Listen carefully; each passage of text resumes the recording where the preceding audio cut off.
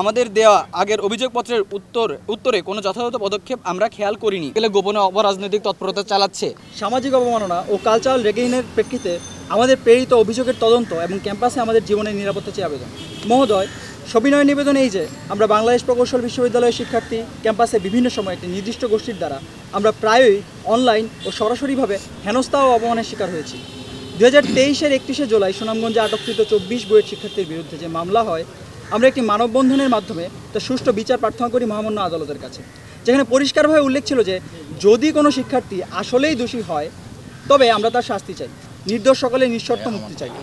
কিন্তু এই মানববন্ধনের পরে এই বিষয়টি বদলাতে শুরু করে। মানববন্ধনে দাঁড়ানোর কারণে সকল ছাত্রদের ডেকে জবাবদিহিতা চাওয়া হয় নানাভাবে হল বা ডিপার্টমেন্টের সিনিয়র ব্যাচ ও যার নিজ ব্যাচের ছাত্রদের দ্বারা। বিভিন্নভাবে হলে সিট অথবা টার্ম বহিষ্কারের ভীতি প্রদর্শন করে হলে অরিত্র ঘোষ এবং আমি মিশু দত্তকে আনুমানিকভাবে সময় রাত 11টা থেকে ভোর 4টা পর্যন্ত আহসানুল্লাহ হলের কমন রুমে এবং মাঠে জবাবদিহিতা চাওয়া হয়। সবাইকে ডেকে এনে এইভাবে সবার সামনে আমাদের জবাবদিহিতা চাওয়া, একই সঙ্গে ক্যাম্পাস ও কিছু মানুষ দ্বারা অসংলগ্ন আচরণ আমাদের অপমানের শামিল। আমরা বুয়েট ক্যাম্পাসে হিজবুত তাহরীর ও শিবিরের মতো মৌলবাদী সংগঠন যে সক্রিয় তার অভিযোগ করেছিলাম। আজকে আমাদের অভিযোগের সত্যতা। ওয়ালটন ফ্রিজ কিনে অনেকের মতো আপনিও হয়ে যেতে পারেন মিলেনিয়াল, সেরা পণ্যের সেরা অফার। ফুটেজ দেয়, সেই সিসিটিভি ফুটেজে যাদের দেখা গেছে তাদের বিরুদ্ধে খুব তাড়াতাড়ি ব্যবস্থা নেওয়ার জন্য আমরা আপনার নিকট অনুরোধ জানাই।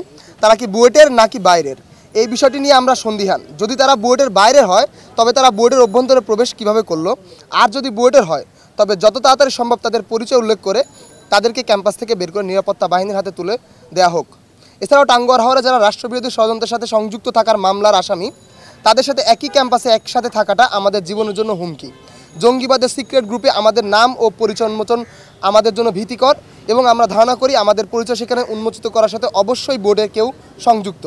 কে বা কারা এটা করছে এই বিষয়ে লক্ষ্যপাত করার জন্য অনুরোধ জানাই এবং তাদেরকে রাষ্ট্রীয় নিরাপত্তা বাহিনীর হাতে দ্রুততম সময়ে তুলে দেওয়া মঙ্গলকর। এবং ক্যাম্পাসের এরকম অস্থিতিশীল পরিবেশ, জামিনে থাকা আসামিদের একই সাথে ক্যাম্পাসে থাকা যেহেতু খুব ভীতিকর, তাই যতদিন পুলিশ কেসে নিষ্পত্তি হচ্ছে না তাদেরকে সাময়িকভাবে একাডেমিক বহিষ্কার করে ক্যাম্পাসে তাদের গতিবিধি রোধ করা হোক। এছাড়াও যারা তাদের সাথে জড়িত বা মদতদাতা হয়ে তাদের সব কিছু রাখার জন্য পিছন থেকে কাজ করে যাচ্ছে তাদেরকে শনাক্ত করে তদন্তের জন্য গোয়েন্দা নিরাপত্তা বাহিনীর হাতে তুলে দেওয়া হোক। আমাদের দেওয়া আগের অভিযোগপত্রের উত্তরে কোনো যথাযথ পদক্ষেপ আমরা খেয়াল করিনি। তাই আমাদের আপনাদের নিকট সবিনয় নিবেদন এই যে যত তাড়াতাড়ি সম্ভব ব্যবস্থা নেওয়া হোক এবং আগামী একাডেমিক কার্যক্রম শুরু হওয়ার আগে আমরা বুয়েট কর্তৃপক্ষের নিকট তাদের তদন্তের রিপোর্ট এবং দোষীদের শাস্তি দাবি করছি।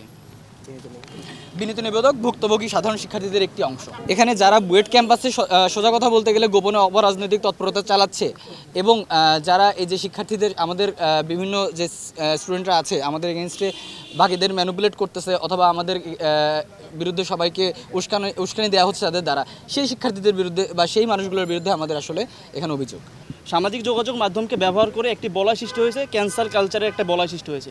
সো সেই ক্যান্সেল কালচার থেকে আমরা প্রথম যারা বের হয়ে ভয়েস রেজ করেছি এখানে, এবং আজকে আপনারা দেখতে পাচ্ছেন যে আমাদের সেই যে সেই সাহসটা পেয়ে আরও কিছু মানুষ এখানে এসেছে এবং আমি দৃঢ়ভাবে বলতে চাই যে এরকম আরও শতাধিক মানুষ আছে বুয়েটে, শতাধিক সাধারণ শিক্ষার্থী আছে যাদেরকে একটি বলার মাধ্যমে আটকে রাখা হচ্ছে, তাদেরকে বারবার অপমান এবং অপদস্থ করার মাধ্যমে আটকে রাখা হচ্ছে। তার স্মারকলিপিগুলো আমরা এর আগেও ভিসি স্যার বরাবর জমা দিয়েছি, সেরকম কোনো প্রতিফলন দেখিনি বলে আজকে আমরা আবার স্যারের কাছে অনুরোধ জানাচ্ছি এবং আমরা এই আবেদনটি জমা দিতে যাচ্ছি।